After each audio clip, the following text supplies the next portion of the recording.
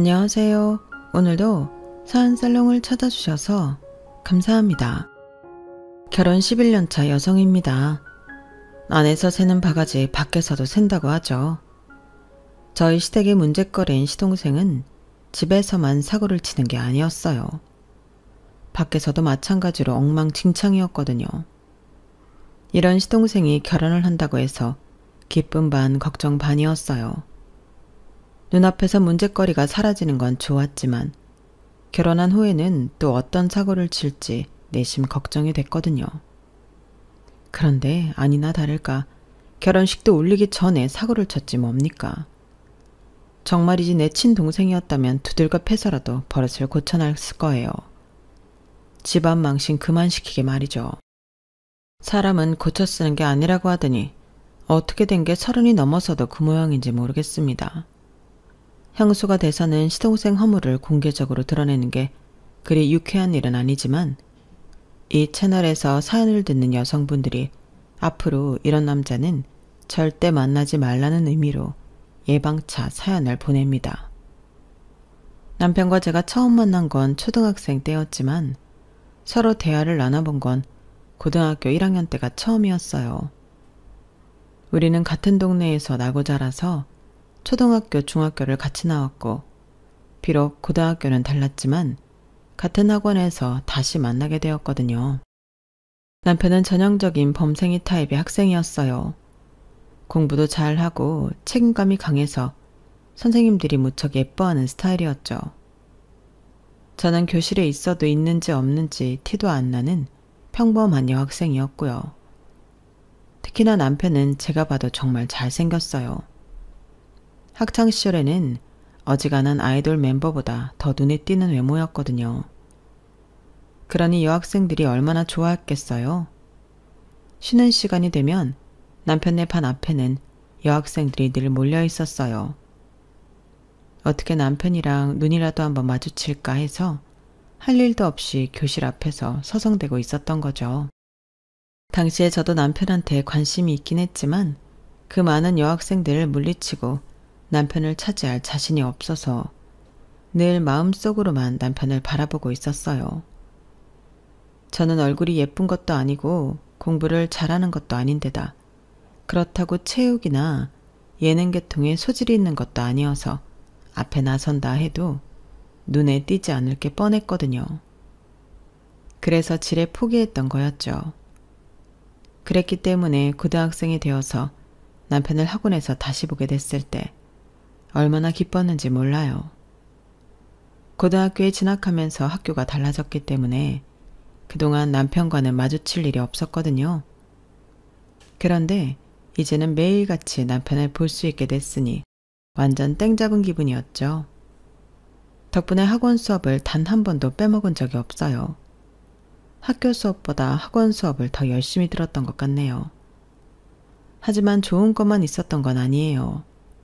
학교 교실과는 달리 학원 교실의 정원은 기껏해야 15명 내외여서 사실 조금 걱정이 됐어요. 제가 공부에 소질이 없다는 걸 남편이 알아챌까봐 두려웠거든요. 그래서 난생 처음 코피를 쏟아가며 공부를 했어요. 남편만큼 잘할 수는 없겠지만 그래도 제 성적이 남편한테 알려졌을 때 창피하지 않을 정도는 되고 싶었거든요. 결과적으로는 그 덕분에 제 성적이 많이 올랐어요. 부모님께서는 제가 다니는 학원 선생님이 잘 가르쳐서 성적이 오른 거라고 생각하셨지만 실상은 아니었어요. 제 성적이 오른 결정적인 이유는 다름 아닌 남편이었거든요. 아니, 남편에게 창피당하기 싫어서 했던 스스로의 노력 덕분이라고 해야겠네요. 같은 학원을 다니긴 했지만 그렇다고 쉽게 말을 걸어볼 수는 없었어요. 공감대가 아무것도 없었으니까요. 더군다나 남편은 모든 학생들이 다 알 정도로 유명한 학생이었지만 저는 그렇지 않았잖아요. 분명히 남편이 저를 모를 거라고 생각했어요. 그래서 섣불리 말을 걸 생각도 하지 못했죠. 그런데 기회는 예기치 않은 순간에 찾아온다고 고등학교 1학년 중간고사를 앞둔 어느 날 남편이 먼저 제게 말을 걸어주었지 뭐예요. 중요한 얘기는 아니었고 화이트가 있냐는 물음이었어요. 볼펜으로 쓴 필기를 지우려고 했던가 봐요. 별거 아닌 그 말에 제 심장은 콩닥콩닥 뛰기 시작했고 얼굴은 서서히 빨개지더니 잠시 뒤에는 금방이라도 터져버릴 것처럼 벌겋게 달아올랐지 뭐예요. 그게 너무 창피해서 고개도 못 들고 화이트만 손으로 쭉 뻗어서 내밀었어요. 그랬더니 남편이 그러더라고요. 어디 아프니? 얼굴이 빨개졌는데 혹시 감기 걸린 거 아니야? 나한테 감기약 있는데 하나 줄까? 한방감기약이라서 졸리지도 않고 괜찮거든. 시험도 얼마 안 남았는데 컨디션 조절해야지. 그러더니 자기 가방 앞쪽에 있는 작은 주머니를 열어서 감기약 한 봉지를 꺼내주었어요. 그리고는 휑하니 밖으로 나가버리더라고요. 어찌나 빨리 나가버리던지 고맙다는 인사도 할 겨를이 없었어요. 그렇게 몇 분쯤 지났을까요? 남편이 손에 생수 한 병을 들고 들어오더라고요. 그리고는 제게 내밀었어요. 자, 이걸로 약 먹어. 순간 머릿속이 하얘지면서 아무 말도 생각이 안 나더라고요. 고맙다는 말을 해야겠는데 너무 얼떨떨하고 가슴이 설레서 어쩔 줄 몰랐지 뭐예요. 그동안 남편을 먼발치에서만 바라봤을 뿐 제대로 대화도 나눠보지 못했기 때문에 남편이 어떤 성격인지 몰랐거든요. 그런데 이렇게 스윗할 줄이야. 안 그래도 좋은데 더 푹 빠져버렸지 뭐예요. 그래서 어떻게 됐냐고요? 감기는 걸린 적도 없는 저였지만 남편이 그렇게까지 정성스레 건네준 약과 물을 그냥 두고만 있을 순 없어서 남편이 보는 앞에서 약을 먹어버렸어요. 다행히 별 탈은 없었지만요. 그리고 그 다음날 남편은 또 제게 말을 걸어 주었어요. 감기는 다 나았니? 애초에 감기에 걸린 적도 없던 저는 수줍게 고개를 끄덕이며 덕분에 나았다고 거짓말을 했어요. 왜 그런 말이 있잖아요. 처음 한 번이 어렵지 그 다음은 쉽다고요. 한 번 말을 터놔서 그런지 이후에는 남편과 대화하는 게 전처럼 그렇게 어렵지만은 않더라고요. 그러다 어느 순간부터 같이 편의점에 가서 라면을 사 먹기도 하고 집에 가는 길에 같이 걸어가기도 했어요. 그러면서 자연스럽게 서로의 집안 얘기도 하게 됐는데 그때 처음 시동생에 대한 얘기를 들을 수 있었어요. 남편과는 달리 공부에는 관심이 없고 툭하면 싸움질을 하고 다니는 모양이더라고요. 그러는 바람에 정학도 2번이나 받은 적이 있다고 했어요. 남편은 그런 동생이 이해가 안 가는 모양이었어요. 그래서 제가 그랬죠. 그럼 네가 동생을 혼 좀 내봐. 정신 차리게 말이야. 그랬더니 남편이 낮은 한숨을 쉬더라고요. 나 동생이랑 안 친해. 친하건 안 친하건 그게 무슨 상관이야, 형제지간에. 형이 동생 좀 혼낼 수도 있는 거지. 나도 내 동생이 말 안 들으면 부모님 대신 혼내기도 하는걸. 그러자 남편이 어렵게 입을 뗐어요. 실은 내 친동생이 아니야.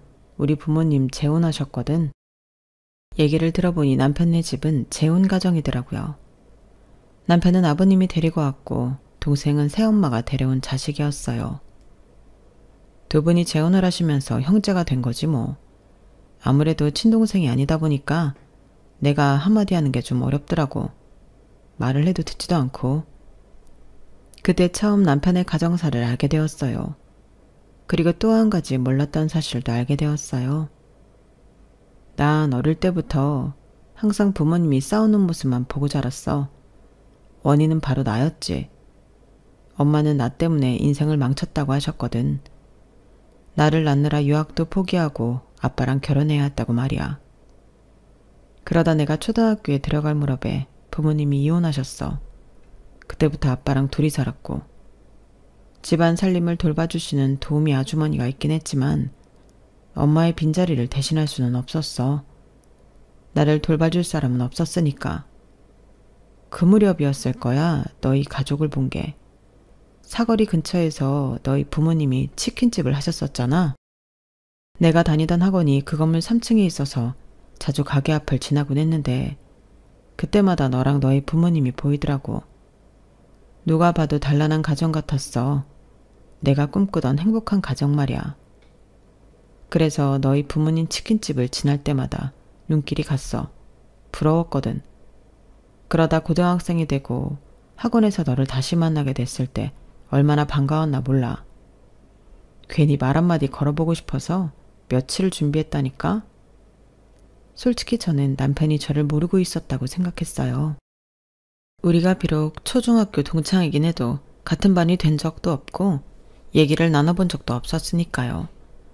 남편이야 워낙 유명한 애였지만 저는 그렇지도 않았고요. 그런데 초등학생 때부터 저를 알고 있었다니 신기하면서 한편으로는 기분이 좋더라고요.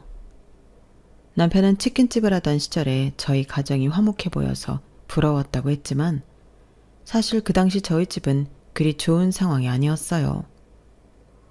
회사원으로 살던 아빠가 갑자기 회사에서 정리해고를 당하면서 궁여지책으로 했던 게 치킨집이었거든요. 장사 경험이 없는 상태에서 시작한 치킨집이 잘 될 리가 없었어요. 예나 요즘이나 사람들이 회사에서 잘리면 치킨집이나 할까? 라는 말을 하잖아요. 그만큼 서울 시내에 치킨집은 우후죽순으로 늘어갔고 서로 제 살 깎아먹기를 하면서 경쟁을 해야 했어요.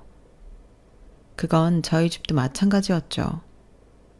호기롭게 시작했던 치킨집은 3년을 버티지 못하고 폐업하게 되었어요. 돈을 번 것보다 잃은 게 더 많았지만 그래도 다행이라고 할 수 있는 건 아빠가 치킨집을 하면서 알게 된 인연 덕에 재취업을 했다는 거였어요. 저희 가게 단골 손님이 추천을 해주셔서 아빠는 다시 직장 생활을 하게 되었어요. 이전에 다니던 회사만큼 규모가 큰 곳은 아니었지만 그래도 같이 일하는 동료분들도 다들 좋은 분들이고 사장님도 저희 아빠 능력을 인정해 주시는 분이라서 전보다 훨씬 회사 생활을 즐기게 되셨어요. 지난 3년간 장사를 하면서 자영업이 얼마나 힘든 일인지 뼈저리게 느끼셨거든요. 언젠가 아빠가 그러시는데 사람을 상대하는 게 육체 노동보다 훨씬 힘들다는 걸 그때 뼈저리게 느끼셨다고 하더군요. 오죽하면 옛말에 장사꾼 똥은 개도 안 먹는다고 했겠어요. 아무튼 아빠는 그 경험 덕분에 회사원으로 월급 받으며 사는 인생이 얼마나 행복한지를 알게 되셨고 재취업한 회사에서는 이전과 달리 즐겁게 직장 생활을 이어가셨어요. 치킨집을 치운 뒤 엄마는 친구분이 하는 도시락집에서 파트 알바를 하셨어요. 저랑 동생들이 학교에 간 사이에 할 수 있는 일이라서 돈은 별로 안 돼도 시간에 구애받지 않고 일할 수 있어서 좋아하셨죠. 부모님께서 안팎으로 열심히 일하신 덕분에 우리 집은 먹고 사는 걱정은 없었지만 그렇다고 넉넉한 집은 아니었어요. 그래도 남편 말대로 집안이 화목했던 건 사실이에요. 돈이 없어서 불편한 건 있어도 불행하진 않았거든요. 하지만 남편네 집은 그 반대였던가 봐요. 저희 아버님은 성형외과 의사시고 새 어머님은 영어학원 원장님이셔서 경제력은 상당히 좋은 편이었지만 가족들이 한 자리에서 앉아 식사하는 일이 없을 만큼 화목함이란 찾아볼 수 없었어요. 학교에서 부모 상담이 있을 때도 시부모님은 밑에 부하 직원을 시켜서 보내실 정도였어요. 애들은 내가 범생이라고 그러는데 나로서는 그럴 수밖에 없었어. 내가 사고를 쳐도 부모님은 학교에 와주시지 않았을 거고 사고뭉치를 눈 밖에 던져놓듯 유학을 떠나라고 하셨을 테니까. 실제로 내 동생은 그런 이유로 중학생 시절부터 미국으로 보내졌어. 물론 거기서도 사고를 쳐서 결국 다시 한국으로 돌아오게 되었지만 말이야. 내가 사고를 치면 언제고 나도 밖으로 보내질 거야. 우리 부모님은 그런 분들이니까. 제가 보기에 남편은 부족함 없이 다 가진 사람 같았는데 그게 아니었더라고요. 누구에게나 결핍이 있는 것처럼 남편에겐 행복한 가정이 필요했어요. 따지고 보면 여러 가지로 극과 극인 남편과 제가 가까워진 것도 바로 남편의 이런 결핍 때문이었는지도 모르겠네요. 그런 게 아니었다면 남편이 저한테 먼저 말을 걸어줄 이유가 없었을 테니까요. 뭐 어쨌든 간에 서로 다른 환경에 끌려 인연이 된 우리 부부는 고등학교를 졸업하고 서로 각기 다른 대학에 진학하고도 여전히 절친으로 지낼 수 있었어요. 대외적으로는 남사친, 여사친이라고는 했지만 애초에 저는 남편을 이성으로 바라보고 있었기 때문에 그 이상의 관계가 되기를 내심 바랐어요. 말로는 남편한테 넌 여자친구도 안 사귀냐고 소개팅이라도 나가보라고 했지만 만약 남편이 제 말을 따랐다면 아주 전전긍긍했을 거예요. 성적이 달라서 남편과 같은 대학에 못 들어간 게 천추의 한처럼 느끼던 저였으니까요.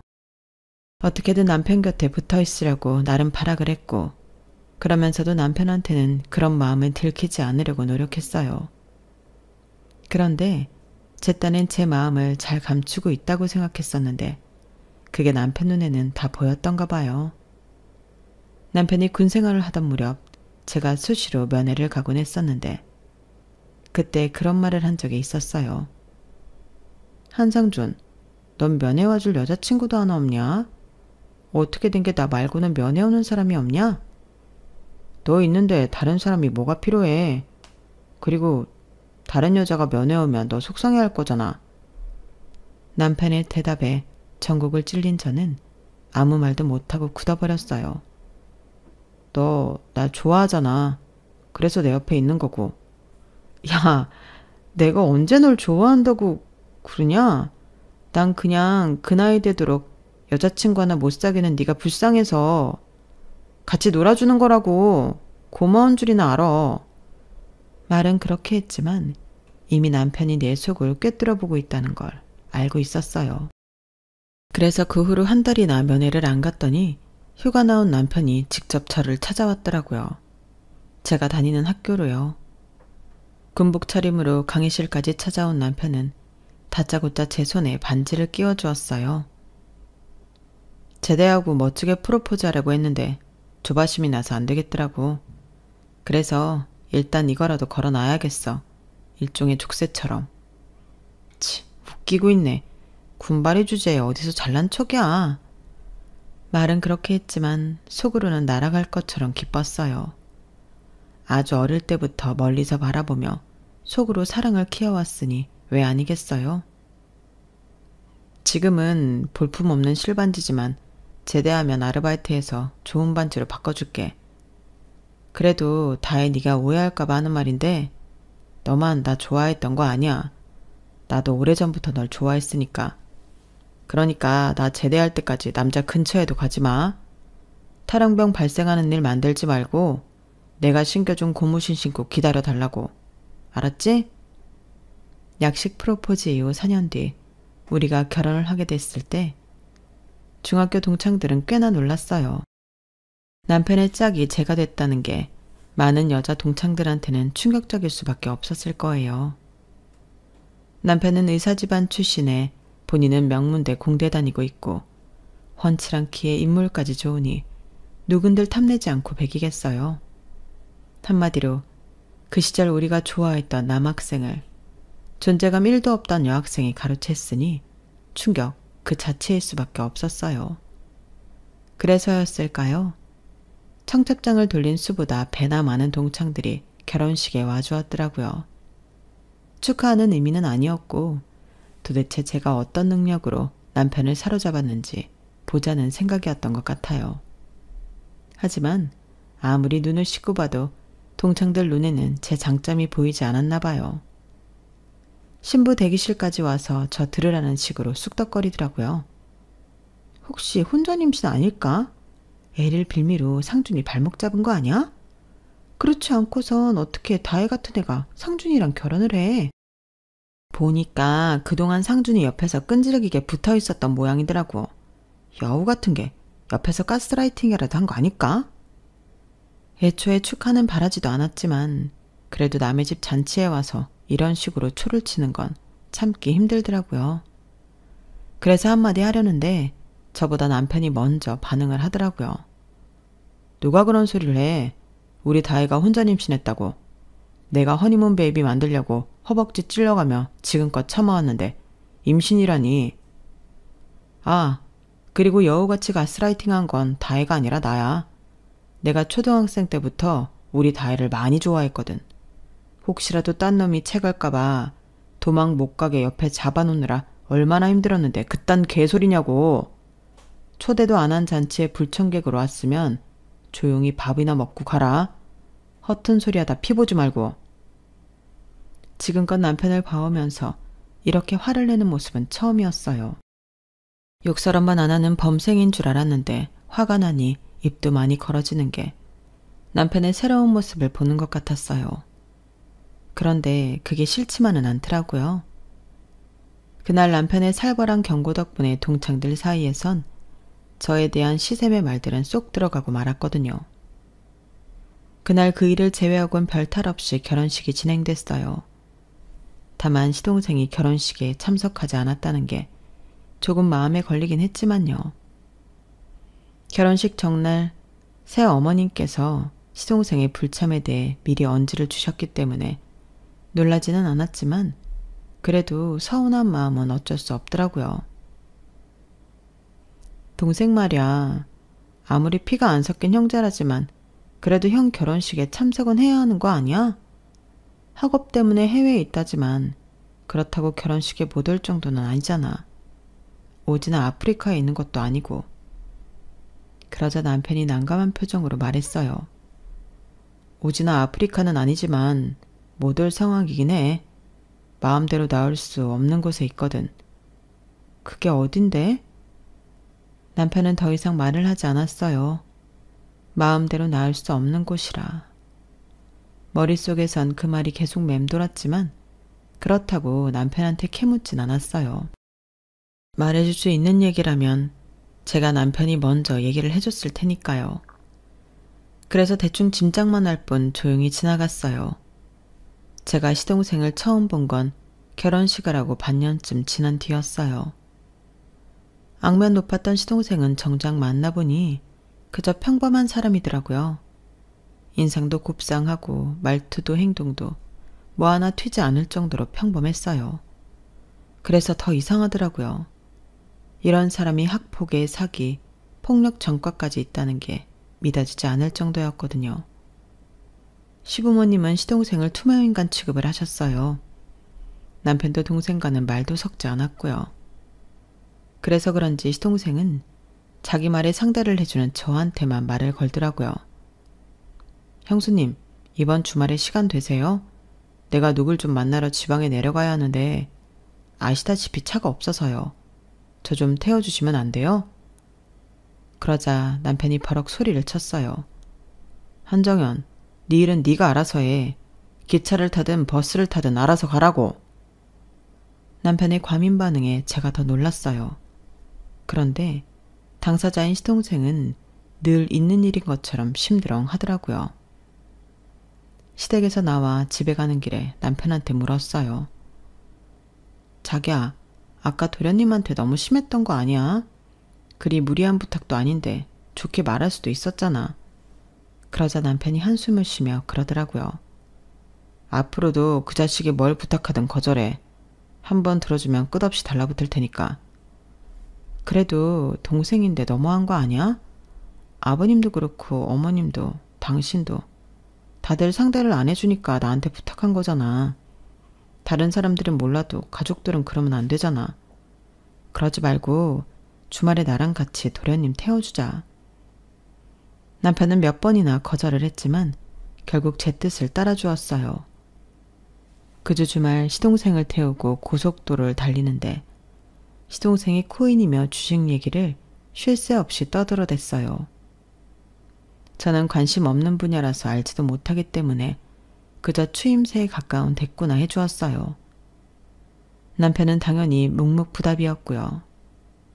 그렇게 2시간 가까이 거의 혼자 떠들던 시동생은 목적지에 도착하자 자기는 며칠 이곳에 머물 거라며 먼저 돌아가라고 했어요. 말로는 친구 집에서 지낼 거라고 하는데 그건 알 수 없는 일이죠. 그런데 이날의 일이 나중에 엄청난 결과로 돌아올 줄 누가 알았겠어요. 우리가 결혼하고 4년이 지났을 즈음 시아버지가 갑자기 세상을 떠나셨어요. 의사인 시아버지는 정작 자신 몸은 챙기지 못하셨던 거예요. 그런데 아버님이 돌아가시자마자 집안에 많은 변화가 생겼지 뭐예요. 그중 가장 큰 변화는 제 남편을 대하는 새 어머니의 태도였어요. 아버님이 살아계실 때와 달리 거리를 두면서 사소 한 마리도 가시돋친 말을 쏟아내시더라고요. 특히 돈 문제에 대해서는 과민할 정도였어요. 제가 둘째 임신을 하자 조금 더 큰 아파트로 옮기려던 남편은 아버님이 생전에 제 남편한테 주시겠다고 했던 용인 땅을 처분하려고 했어요. 그걸 팔아서 집 넓혀가는 데 보태려고요. 그랬더니 새어머님이 반대를 하시지 뭐예요. 예, 그 땅을 왜 네 맘대로 팔겠다는 거니? 내 허락도 없이? 엄마도 아시잖아요. 그 땅은 다혜가 연우 출산했을 때 아빠가 출산 선물로 주셨다는 걸요. 그땐 저희가 세금 문제를 감당하기 힘들어서 나중에 하겠다고 했었잖아요. 글쎄다, 나는 기억이 안 나는구나. 암튼 그 땅은 내가 쓸 일이 있어서 정리할 생각이니까 그런 줄 알아라. 갑자기 말을 바꾸는 시어머니 통에 순간 화가 났어요. 그래서 저도 끼어들 수밖에 없었죠. 어머님, 저 출산하고 산후조리원에 있을 때 아버님이랑 어머님이 같이 오셔서 용인 땅 얘기하고 가셨잖아요. 그래놓고 기억 안 난다고 그러시면 어떡해요. 그러지 말고 저희가 팔게 해주세요. 글쎄 안 된대도. 막무가내로 안 된다는 말만 고집하는 시어머니 때문에 남편도 저도 황당하기 그지없었어요. 그런데 어머님이 이렇게 나오는 데는 이유가 있더라고요. 알고 보니 그 땅은 이미 시동생이 팔아먹은 지 좀 됐더라고요. 날짜를 보니 아버님 장례가 끝나자마자 바로 팔아치웠던 거죠. 자기야, 혹시 아버님이 남겨주신 다른 재산도 이미 정리한 거 아닐까? 뭐 급한 일이 있다고 아버님 장례 끝나자마자 땅부터 팔아? 혹시 모르니까 한번 알아봐. 차라리 아버님이 유언장이라도 남겨두셨으면 좋으련만. 그동안은 딱히 새 어머니에 대해 반감을 가진 적은 없었지만 아버님이 돌아가신 이후 너무도 변해버린 모습에 저도 모르게 새어머니를 의심하게 되었어요. 손 놓고 있다간 아버님이 남기신 유산을 하나도 지키지 못할 것 같다는 불안감도 들었고요. 그래서 인터넷을 통해 무료 변호사 상담을 했어요. 그랬더니 이런 경우 아버님의 생전 유산이 어느 정도 있었는지 확인부터 하는 게 먼저라고 하더라고요. 안심상속 원스톱 서비스, 상속인 금융거래 조회 서비스 등을 이용해서 재산 규모를 파악한 뒤에 유류분 청구 소송을 진행해 보라고요. 그래서 아버님의 생전 재산을 알아봤는데 의외의 결과가 나오는 거예요. 그동안 새어머니의 소유인 줄 알았던 학원도 그렇고 집도 그렇고 그 밖의 모든 재산이 전부 아버님 명이었어요. 한마디로 시댁의 모든 재산 중에 새어머니 소유의 재산은 하나도 없었던 거예요. 이상하다. 분명히 두 분이 재혼하실 때 새어머니 재산이 꽤 있었던 걸로 알고 있거든. 학원도 새어머니 친정에서 해준 거라고 했었고. 그런데 이게 왜 다 아빠 명의로 되어 있지? 새어머니께 물어봐도 제대로 된 대답을 들을 수 없을 것 같아서 고모님께 전화해 물어봤어요. 그랬더니 대뜸 왜긴 왜야. 정연이 그놈이 사고쳐서 다 해먹은 거 네 아빠가 되찾아준 거니까 그렇지. 그놈이 지금껏 해먹은 돈만 해도 빌딩 하나는 세울 거다. 그러게 오빠도 그렇지. 진작에 유언장 만들어 놓으라고 그렇게 말했는데도 말을 안 듣더니 이제 어떡할 거야? 너한테 마땅히 돌아가야 할 유산까지도 네 새엄마랑 정연이까지 나눠 가져야 할 판이잖아. 그게 누구 돈인데? 암튼 자세한 건 네 아빠 죽어라 은행 가서 금고 열어보면 알 수 있을 거다. 네 아빠가 문서란 문서는 죄다 거기에 넣어두었으니까. 결국 남편과 함께 아버님이 이용하시던 주거래 은행에 찾아갔고 여러 장의 서류를 제출하고서야 아버님의 금고를 열어볼 수 있었어요. 고모님 말씀대로 금고 안에는 그간의 재산 흐름을 유추할 수 있는 각종 서류가 들어있었어요. 거기에는 아버님의 유산을 포기하겠다는 시동생의 각서도 들어있더라고요. 시동생은 미국 유학 시절에 그곳에서 각종 사건 사고를 일으켰고 그 바람에 합의금과 변호사 비용 등 엄청난 돈이 들었어요. 새어머니는 아버님 몰래 그 일들을 처리하느라 학원 건물과 집까지 팔았고 더는 혼자 힘으로 처리할 수 없을 때가 돼서야 아버님께 이실직고를 하셨던가 봐요. 아버님은 새어머니의 학원과 집을 찾아주는 대신 이후 유산에 대해 시동생이 상속권을 행사할 수 없도록 각서를 받아두신 거였어요. 시동생이 그 어떤 유산에도 손을 댈 수 없도록 말이죠. 그런데도 아버님이 돌아가시자마자 용인 땅까지 팔아먹었다니 간이 배 밖으로 나온 짓이었죠. 결국 그 바람에 우리 부부가 모든 사실을 알게 됐으니 자업자득이라고 해야겠네요. 유산 배분에 대해 시동생은 불만이 많았지만 서류가 남아있는 한 아버님 유산에 권리를 행사할 길은 없었어요. 그렇게 몇 년이 지나고 시동생은 어머님이 운영하시는 학원을 관리하며 살고 있다는 소식을 들었어요. 그리고 결혼 일주일 전에 청첩장을 보냈더라고요.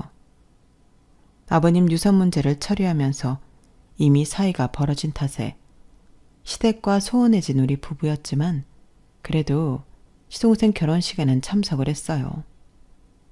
그게 한때나마 가족이었던 사람에 대한 마지막 예의라고 생각했거든요. 그런데 결혼식장에 도착해 막 식장에 들어가려는데 웬 상복을 입은 여자가 저를 잡더라고요. 저기요, 신랑 어딨어요? 할 말이 있어서요. 남의 결혼식에 상복까지 입고 오다니 제정신이 아닌 사람 같았어요. 하지만 그 표정이 너무 진지하고 슬퍼 보여서 모른 척할 수만은 없더라고요. 그래서 시동생을 불러 만나게 해주었죠. 그랬더니 상복 입은 여자를 본 시동생이 귀신을 본 사람처럼 놀라며 주변을 살피더라고요. 그리고는 여자를 끌고 비상구로 향했어요. 그리고 잠시 뒤 비상구 쪽에서 비명소리가 들렸어요. 사람들 시선은 온통 비상구로 쏠렸고 안내요원이 달려가 비상구 문을 열었더니 하얀 턱시도에 핏물이 든 시동생이 비틀거리며 도망쳐 나왔어요. 그 뒤에는 손에 커터칼을 쥔 채 주저앉아 있는 여자가 보였고요. 그 바람에 일식장은 발칵 뒤집어졌고 결혼식은 파투가 나고 말았어요. 이후 경찰서에서 알려진 바에 의하면 시동생은 상복 입은 여자의 남편한테 사기를 쳤고 그 바람에 전 재산을 잃은 남편은 스스로 잘못된 선택을 한 모양이었어요. 장례식장에서 시동생의 결혼 소식을 들은 여자는 상복을 입은 채로 결혼식장으로 달려왔던 거예요. 처음부터 칼로 어쩌려고 했던 건 아니고 남편 빈소에 와서 사죄하게 하려고 위협용으로 들고 갔던 건데 시동생이 오히려 망자를 모욕하는 말을 하자 홧김에 휘두른 모양이었어요. 시동생의 목에 상처는 입혔지만 깊지도 않고 고의는 없었기 때문에 여자는 선처를 받을 수 있었어요. 하지만 시동생의 결혼은 그대로 끝이 나버렸어요. 여자 쪽에서 이번 일로 인해 시동생의 전과 사실을 알게 됐거든요. 돈 많은 처가를 얻어 남의 돈 펑펑 쓰며 살 생각을 했던 시동생의 계획은 수포로 돌아갔어요. 게다가 사기 혐의로 또다시 실형을 살 위기에 처했죠. 알고 보니 우리가 결혼을 하던 그때도 시동생은 사기죄로 실형을 살았더라고요. 우리 결혼식에 참석할 수 없었던 이유가 그거였던 거죠. 저는 아직도 이해가 안 가요. 시동생 말이에요. 돈 없는 집에서 힘들게 살아야 했던 것도 아니고 뭐든 들어줄 재력을 가진 부모까지 두고도 왜 그렇게 사기를 치고 사는 건지 참. 그런 걸 보면 남편이 왜 그렇게 내 친정을 보고 부러워했는지 알 것도 같았어요. 돈이 있어도 행복을 살 수 없다는 걸 일찍부터 깨달았기 때문이었겠죠. 돈으로 부모 노릇을 대신하려던 새어머니는 결국 자식을 2번이나 교도소에 보내게 되었어요. 자식이 잘못을 했을 때 부모가 어떻게 해야 하는지 새어머니를 보고 명확히 알게 되었어요.